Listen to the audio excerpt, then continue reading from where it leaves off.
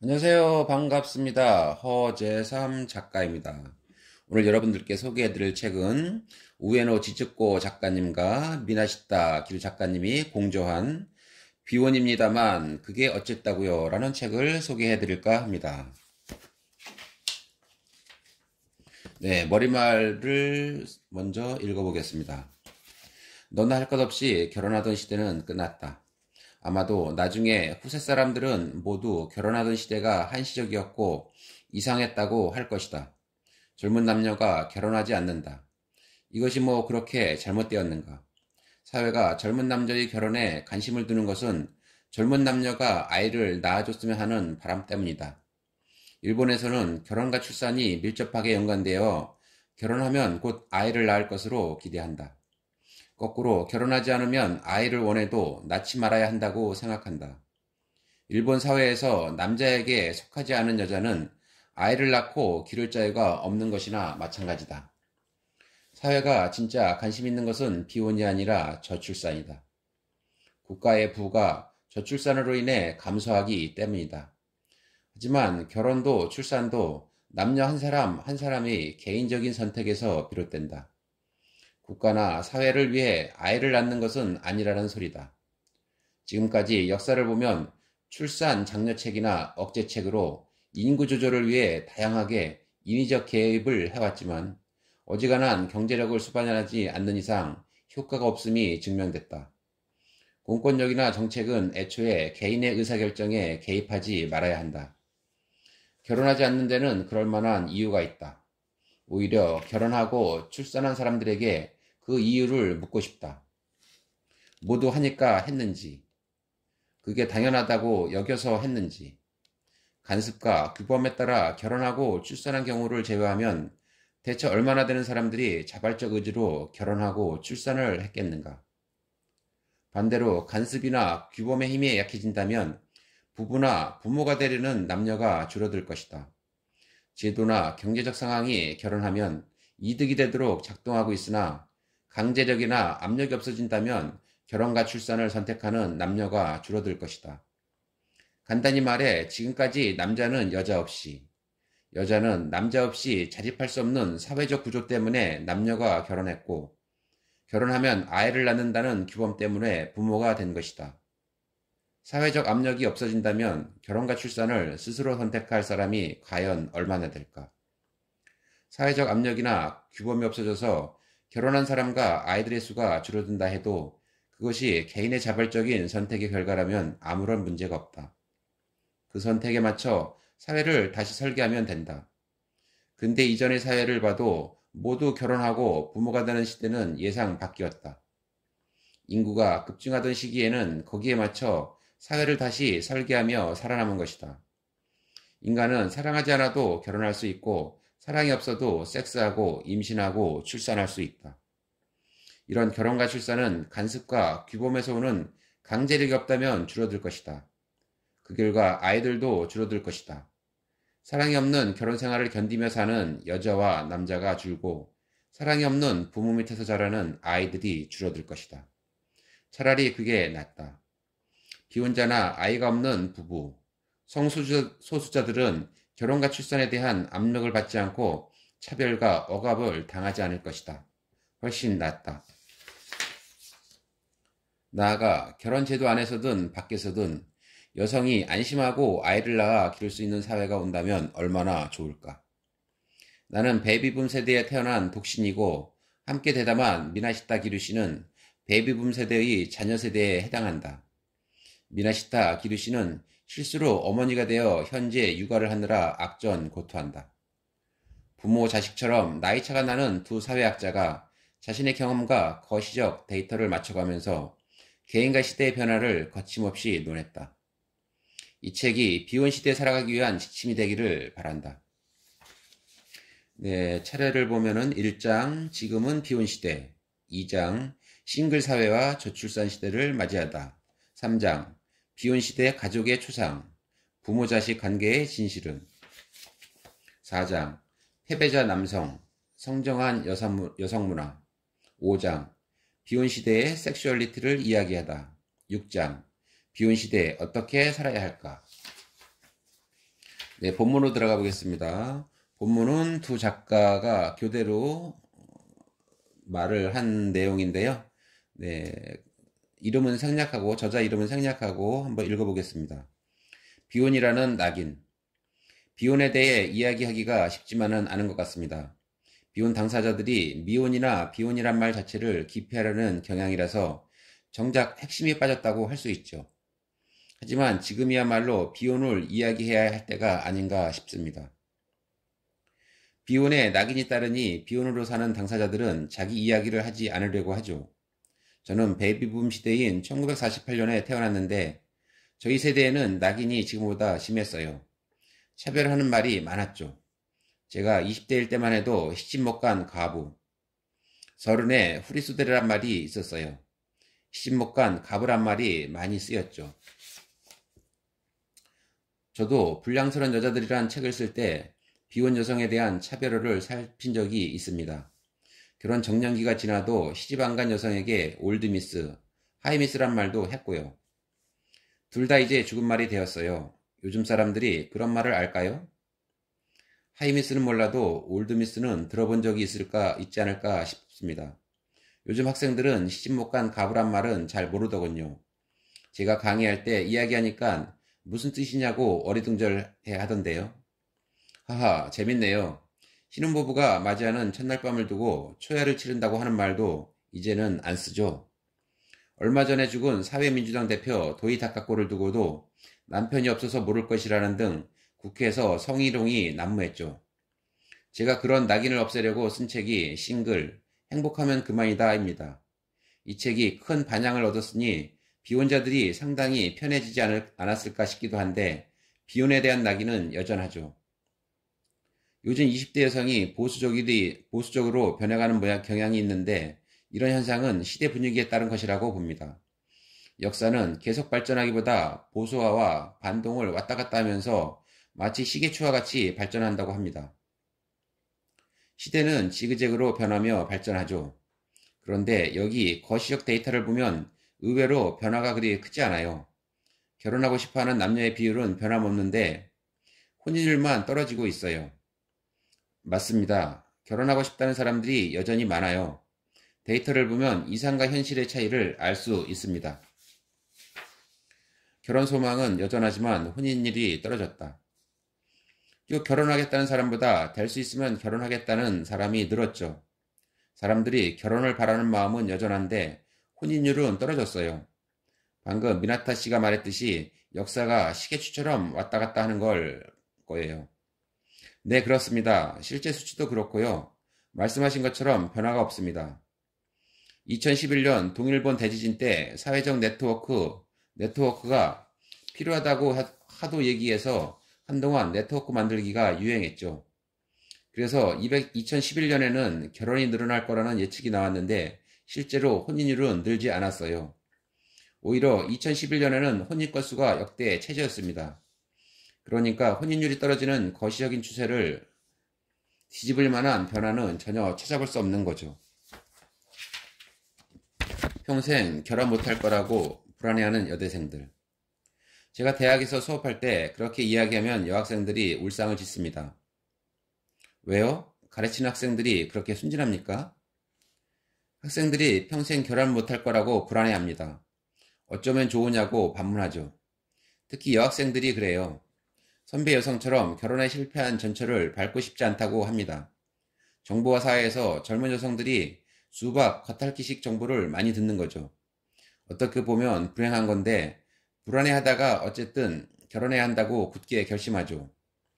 수박, 겉핥기라도 정보를 다양하게 접할 텐데요. 지금 미나시타 씨 이야기로는 표준 규격에 맞추려는 동일화가 진행되고 젊은 여성들이 규격에서 벗어나는 것을 두려워하는 것처럼 들리네요. 결혼에 실패한 사례를 듣기 싫어하거나 불안해질 이야기만 모아서 듣는 거죠. 정부화가 상당히 진전되었는데도 이상한 현상이 일어나고 있습니다.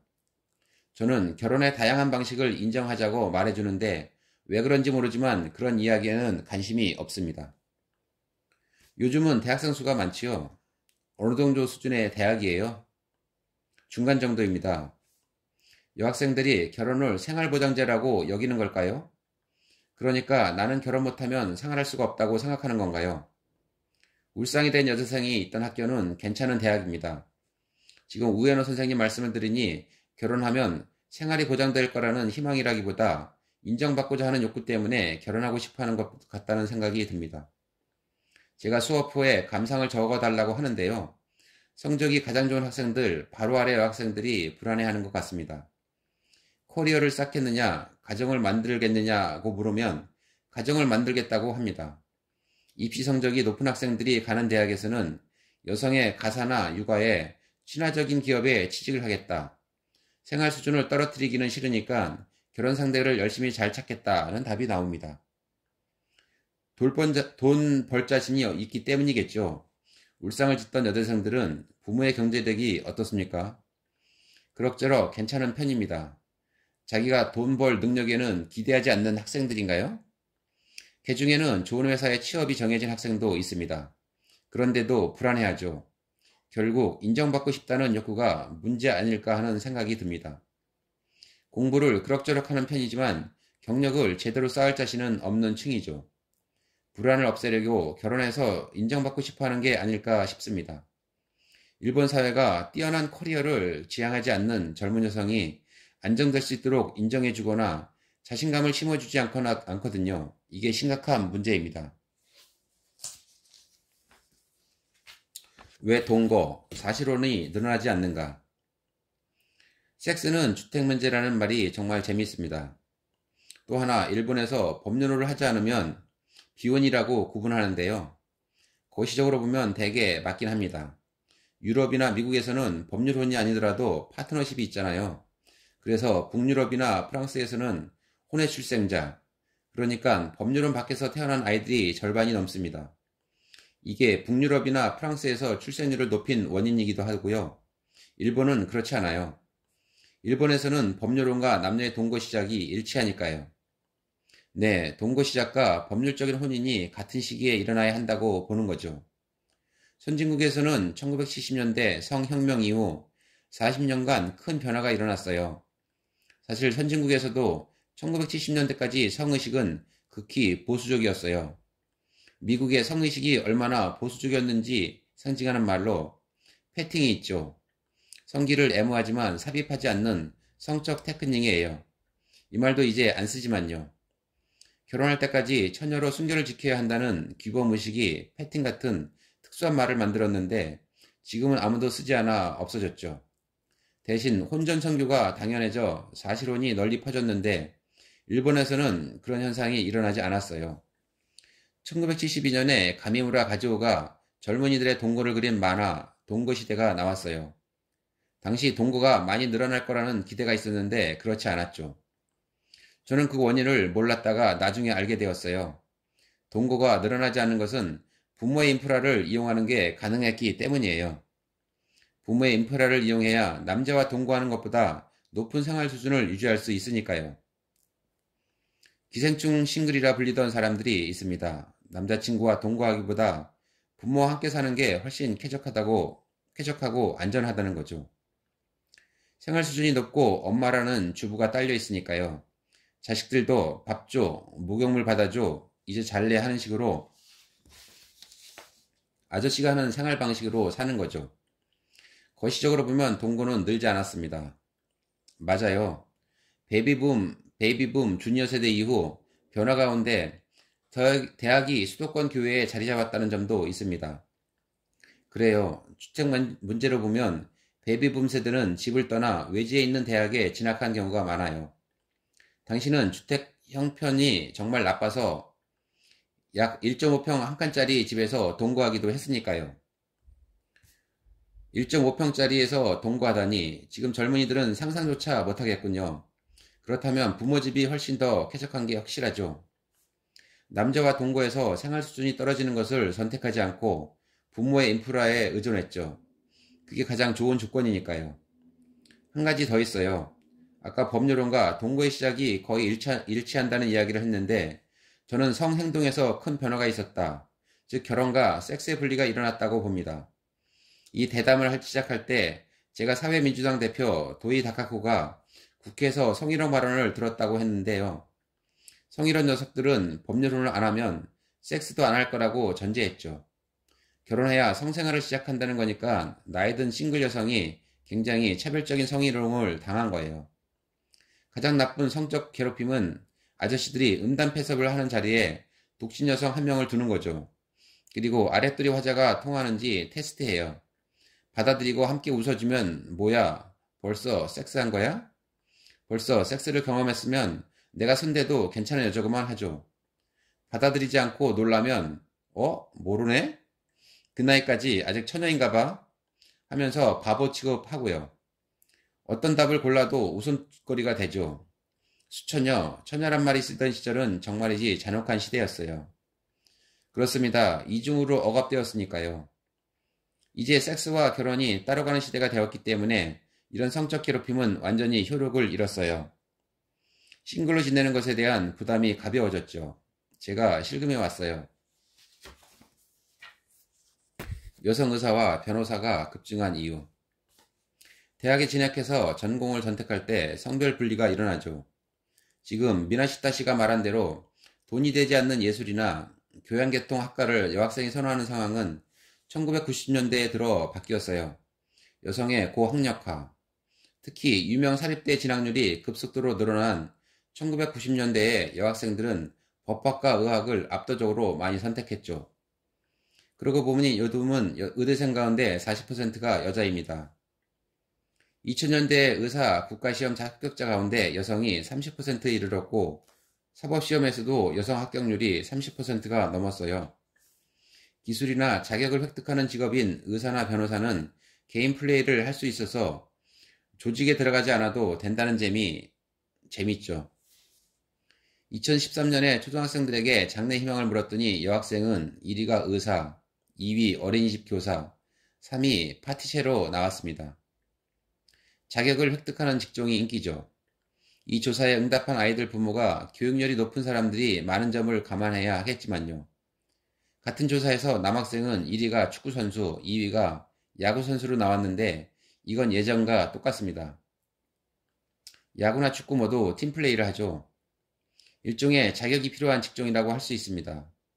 스탠드 플레이가 가능하고요.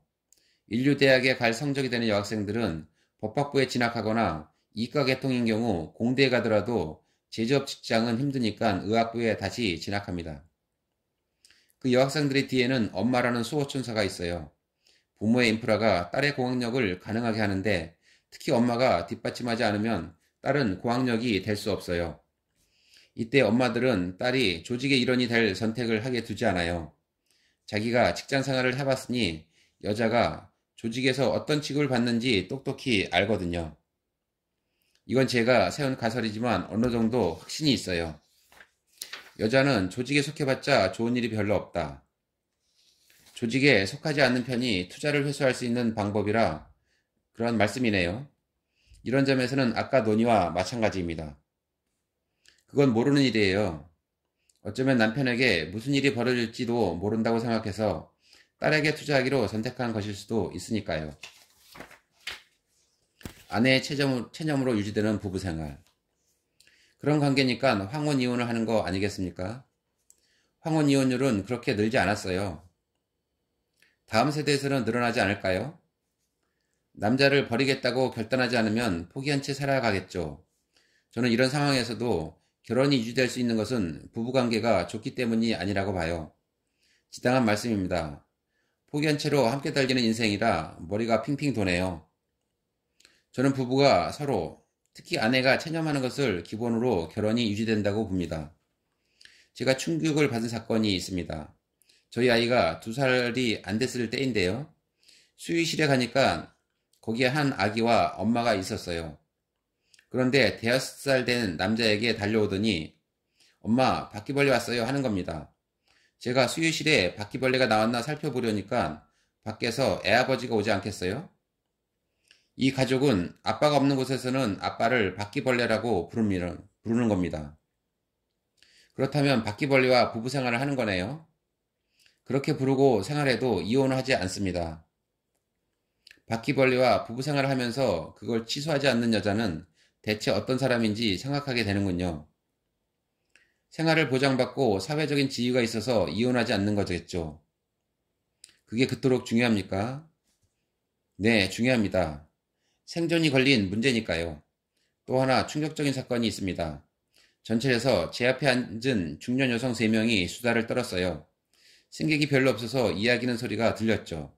한 사람이 그 사람 남편 말이야. 정년 퇴직한 직후에 죽었다더라고 하니까 나머지 2명이 정말? 하고 묻는 겁니다. 아이고 어쩌나 안 됐다 이런 말이 이어지겠지 생각했는데 두 사람이 부럽다 내 꿈이야 하는 겁니다.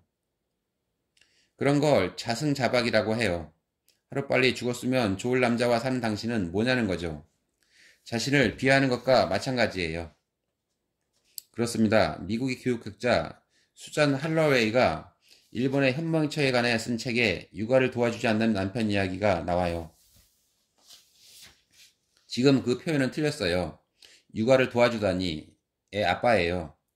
아, 제가 하는 말이 아니라 그 책에 쓰인 표현입니다. 육아를 도와주지 않는 남편이라고. 남편이 육아를 돕는다거나 협력한다는 말은 있을 수 없어요. 당사자로서 의식이 전혀 없는 거죠. 지당한 말씀이에요. 그 책에 이런 구절이 있습니다. 일본 여성들은 남편이 장시간 노동하는 것을 탓할 생각은 안 하고 남편에 대한 스트레스를 쌓아둔다. 사회 구조를 향해서가 아니라 남편의 게으름이나 성격에 대해서만 분노한다.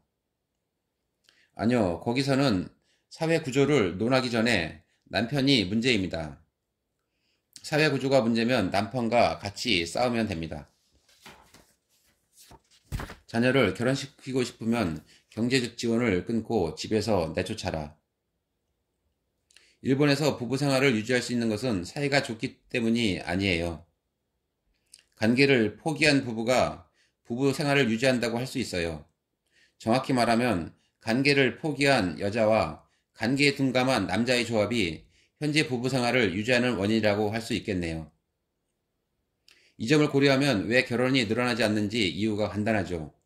결혼이 조금도 부럽지 않은 거예요. 이런 해석 어때요? 네, 그러니까 결혼을 하든 말든 그냥 놔두라는 말씀인가요? 그냥 놔둬도 괜찮아요. 결국 결혼은 개인이 선택하는 거예요. 야마다 마사히로 씨가 이야기했죠. 자식을 결혼시키려면 보급로를 끊어라 라고. 노골적인 이야기네요. 아들, 딸을 집에서 내쫓아 경제적으로 허덕이면 결혼한다는 건데요. 혼자보다 둘이 생활하는 게 돈이 덜 든다고 이유를 들었죠. 네, 오늘 여기까지 내용을 읽어드리고요. 지금 일본이나 우리나 저출산, 고령화, 그리고 결혼하지 않는 젊은이들이 참 문제가 많은 것 같습니다. 네, 이 책 한번 꼭 구해서 읽어보시고요. 저는 다음 시간에 좋은 책으로 다시 뵙겠습니다. 감사합니다.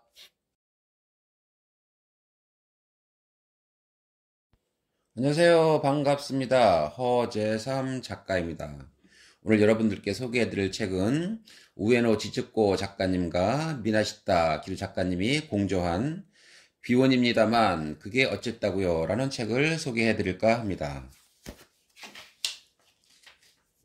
네, 머리말을 먼저 읽어보겠습니다.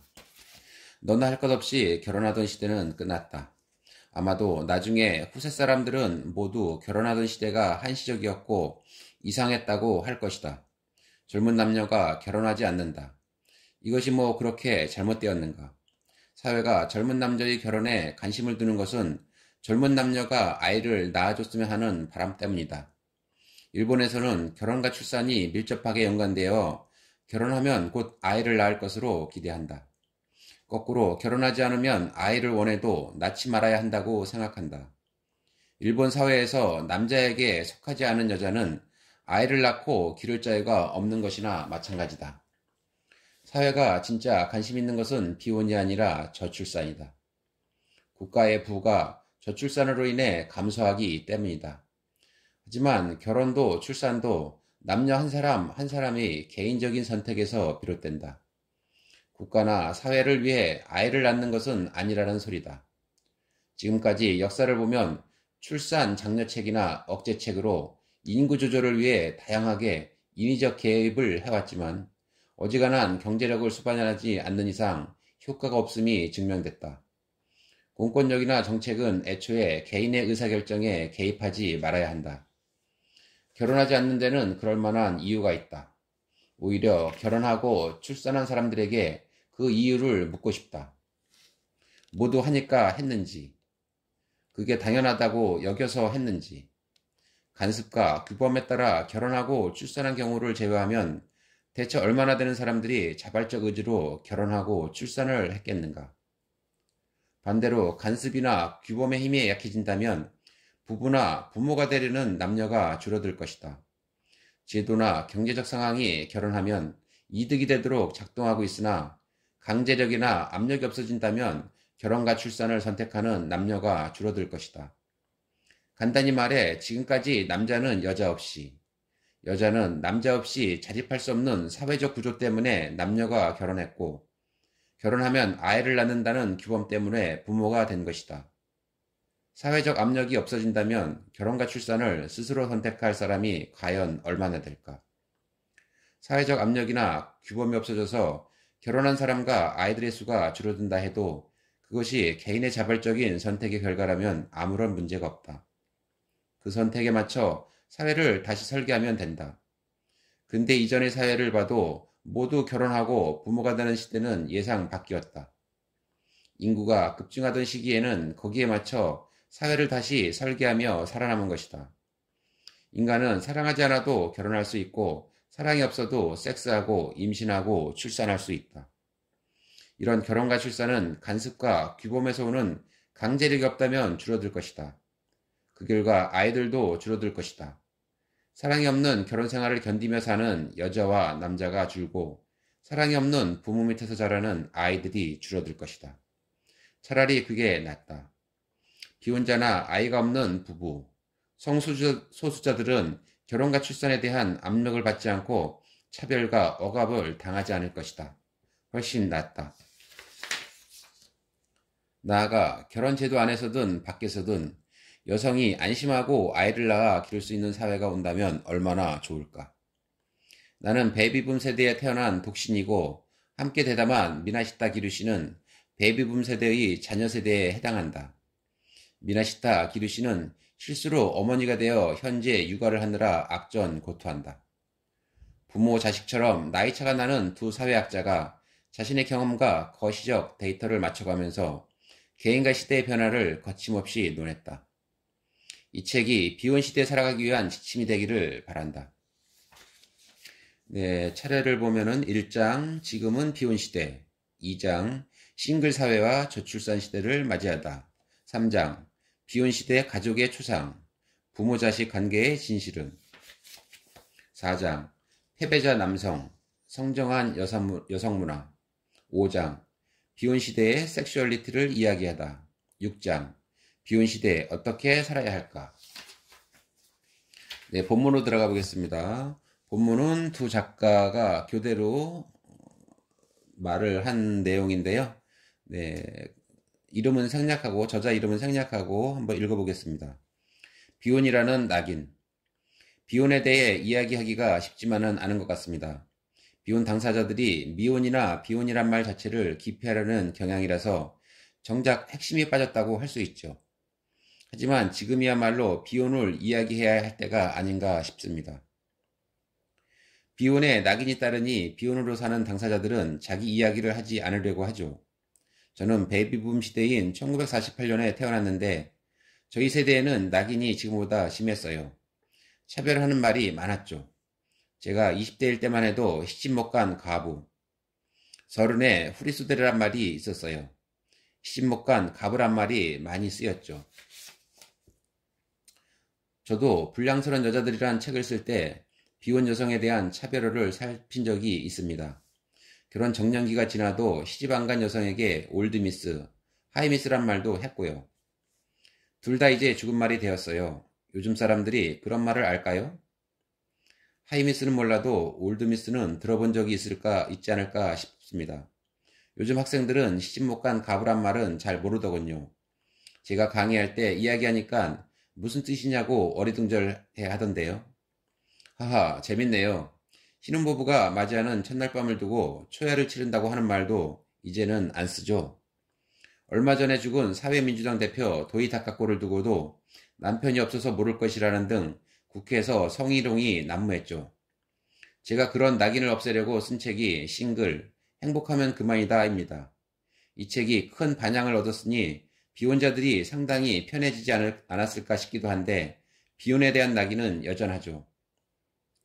요즘 20대 여성이 보수적으로 변해가는 경향이 있는데 이런 현상은 시대 분위기에 따른 것이라고 봅니다. 역사는 계속 발전하기보다 보수화와 반동을 왔다 갔다 하면서 마치 시계추와 같이 발전한다고 합니다. 시대는 지그재그로 변하며 발전하죠. 그런데 여기 거시적 데이터를 보면 의외로 변화가 그리 크지 않아요. 결혼하고 싶어하는 남녀의 비율은 변함없는데 혼인율만 떨어지고 있어요. 맞습니다. 결혼하고 싶다는 사람들이 여전히 많아요. 데이터를 보면 이상과 현실의 차이를 알 수 있습니다. 결혼 소망은 여전하지만 혼인율이 떨어졌다. 또 결혼하겠다는 사람보다 될 수 있으면 결혼하겠다는 사람이 늘었죠. 사람들이 결혼을 바라는 마음은 여전한데 혼인율은 떨어졌어요. 방금 미나타 씨가 말했듯이 역사가 시계추처럼 왔다 갔다 하는 거예요. 네, 그렇습니다. 실제 수치도 그렇고요. 말씀하신 것처럼 변화가 없습니다. 2011년 동일본 대지진 때 사회적 네트워크가 필요하다고 하도 얘기해서 한동안 네트워크 만들기가 유행했죠. 그래서 2011년에는 결혼이 늘어날 거라는 예측이 나왔는데 실제로 혼인율은 늘지 않았어요. 오히려 2011년에는 혼인 건수가 역대 최저였습니다. 그러니까 혼인율이 떨어지는 거시적인 추세를 뒤집을 만한 변화는 전혀 찾아볼 수 없는 거죠. 평생 결혼 못할 거라고 불안해하는 여대생들. 제가 대학에서 수업할 때 그렇게 이야기하면 여학생들이 울상을 짓습니다. 왜요? 가르치는 학생들이 그렇게 순진합니까? 학생들이 평생 결혼 못할 거라고 불안해합니다. 어쩌면 좋으냐고 반문하죠. 특히 여학생들이 그래요. 선배 여성처럼 결혼에 실패한 전철을 밟고 싶지 않다고 합니다. 정보화 사회에서 젊은 여성들이 수박, 겉핥기식 정보를 많이 듣는 거죠. 어떻게 보면 불행한 건데 불안해하다가 어쨌든 결혼해야 한다고 굳게 결심하죠.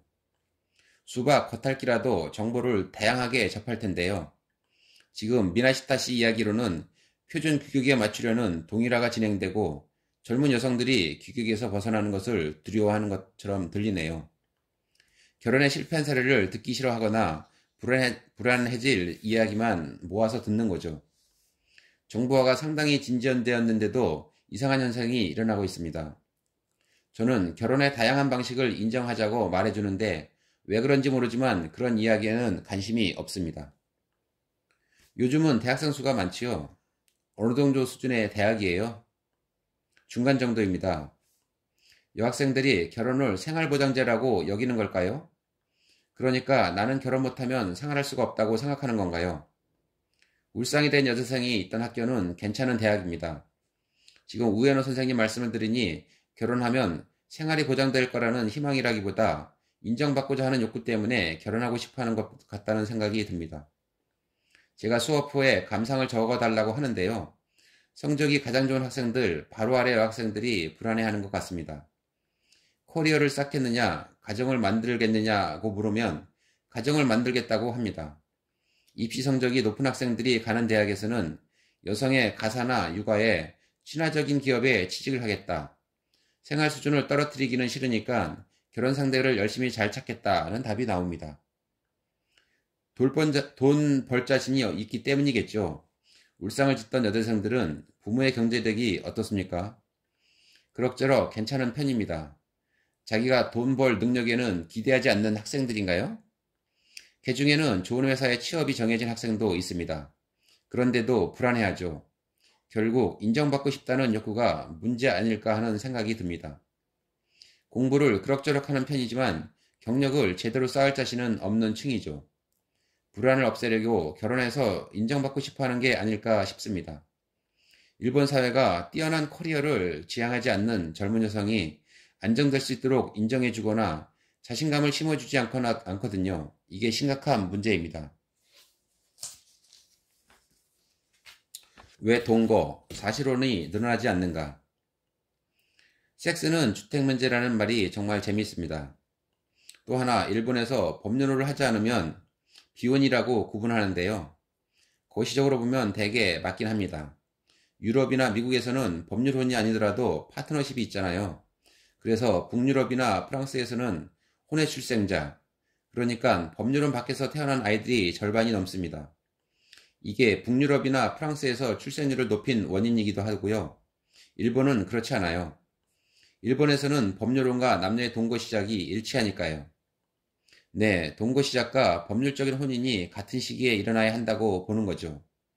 선진국에서는 1970년대 성혁명 이후 40년간 큰 변화가 일어났어요. 사실 선진국에서도 1970년대까지 성의식은 극히 보수적이었어요. 미국의 성의식이 얼마나 보수적이었는지 상징하는 말로 패팅이 있죠. 성기를 애무하지만 삽입하지 않는 성적 테크닉이에요. 이 말도 이제 안 쓰지만요. 결혼할 때까지 처녀로 순결을 지켜야 한다는 규범의식이 패팅 같은 특수한 말을 만들었는데 지금은 아무도 쓰지 않아 없어졌죠. 대신 혼전 선교가 당연해져 사실혼이 널리 퍼졌는데 일본에서는 그런 현상이 일어나지 않았어요. 1972년에 가미무라 가즈오가 젊은이들의 동거를 그린 만화 동거시대가 나왔어요. 당시 동거가 많이 늘어날 거라는 기대가 있었는데 그렇지 않았죠. 저는 그 원인을 몰랐다가 나중에 알게 되었어요. 동거가 늘어나지 않는 것은 부모의 인프라를 이용하는 게 가능했기 때문이에요. 부모의 인프라를 이용해야 남자와 동거하는 것보다 높은 생활 수준을 유지할 수 있으니까요. 기생충 싱글이라 불리던 사람들이 있습니다. 남자친구와 동거하기보다 부모와 함께 사는 게 훨씬 쾌적하고 안전하다는 거죠. 생활 수준이 높고 엄마라는 주부가 딸려 있으니까요. 자식들도 밥 줘, 목욕물 받아줘, 이제 잘래 하는 식으로 아저씨가 하는 생활 방식으로 사는 거죠. 거시적으로 보면 동거는 늘지 않았습니다. 맞아요. 베이비붐 주니어 세대 이후 변화 가운데 대학이 수도권 교외에 자리 잡았다는 점도 있습니다. 그래요. 주택 문제로 보면 베이비붐 세대는 집을 떠나 외지에 있는 대학에 진학한 경우가 많아요. 당신은 주택 형편이 정말 나빠서 약 1.5평 한 칸짜리 집에서 동거하기도 했으니까요. 1.5평짜리에서 동거하다니 지금 젊은이들은 상상조차 못하겠군요.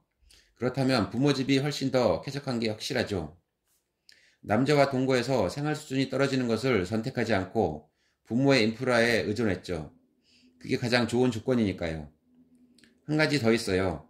아까 법률론과 동거의 시작이 거의 일치한다는 이야기를 했는데 저는 성행동에서 큰 변화가 있었다. 즉 결혼과 섹스의 분리가 일어났다고 봅니다. 이 대담을 시작할 때 제가 사회민주당 대표 도이 다카코가 국회에서 성희롱 발언을 들었다고 했는데요. 성희롱 녀석들은 법률혼을 안 하면 섹스도 안 할 거라고 전제했죠. 결혼해야 성생활을 시작한다는 거니까 나이든 싱글 여성이 굉장히 차별적인 성희롱을 당한 거예요. 가장 나쁜 성적 괴롭힘은 아저씨들이 음담패섭을 하는 자리에 독신 여성 한 명을 두는 거죠. 그리고 아랫도리 화자가 통하는지 테스트해요. 받아들이고 함께 웃어주면 뭐야? 벌써 섹스한 거야? 벌써 섹스를 경험했으면 내가 손대도 괜찮은 여자구만 하죠. 받아들이지 않고 놀라면 모르네? 그 나이까지 아직 처녀인가 봐? 하면서 바보 취급하고요. 어떤 답을 골라도 웃음거리가 되죠. 처녀란 말이 쓰던 시절은 정말이지 잔혹한 시대였어요. 그렇습니다. 이중으로 억압되었으니까요.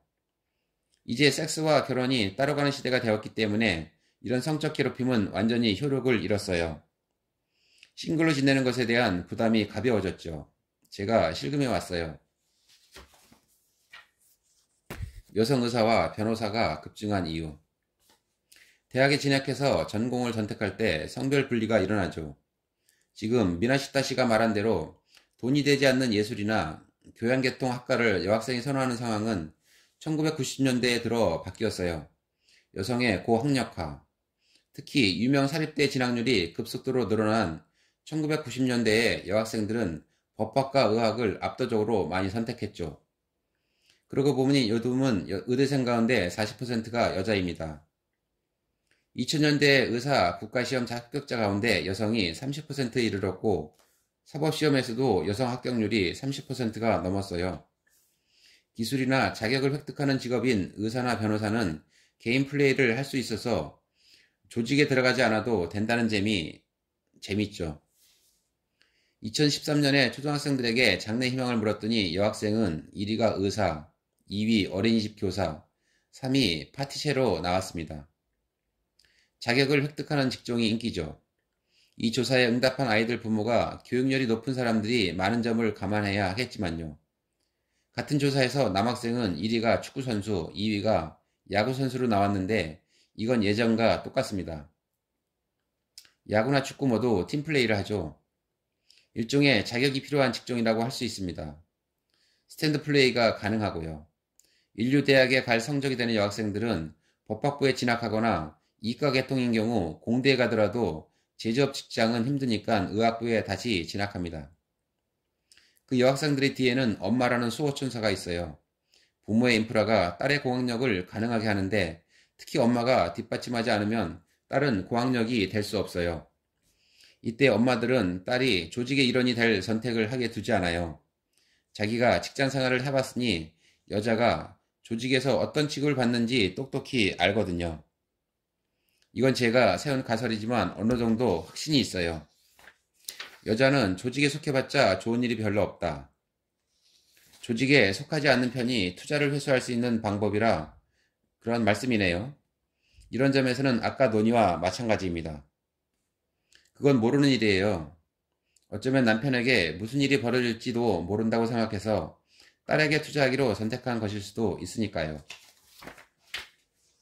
아내의 체념으로 유지되는 부부생활. 그런 관계니까 황혼 이혼을 하는 거 아니겠습니까? 황혼 이혼율은 그렇게 늘지 않았어요. 다음 세대에서는 늘어나지 않을까요? 남자를 버리겠다고 결단하지 않으면 포기한 채 살아가겠죠. 저는 이런 상황에서도 결혼이 유지될 수 있는 것은 부부관계가 좋기 때문이 아니라고 봐요.